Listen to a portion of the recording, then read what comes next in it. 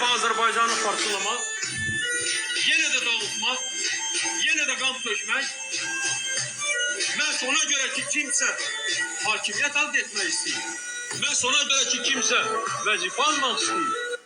Bəs deyir də, daha mən vəzifəni mən almışam, söz hep tartdı. Daha nə istəyirsiniz?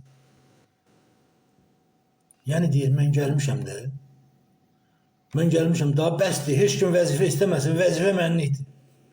Şərəfsiz 5 il seçkidir. 5 il prezident oldun, çıx rədd ol, get qoy cəmaat yazın işini görsün. Burada nə var ki? Deməli bu gəlib dava salıb, qırğın salıb, yəni KGB ilə filanla Sürət Hüseynova çeviriş eləyəndə olar, amma başqasının hakimiyyətə gəlməsinə olmaz.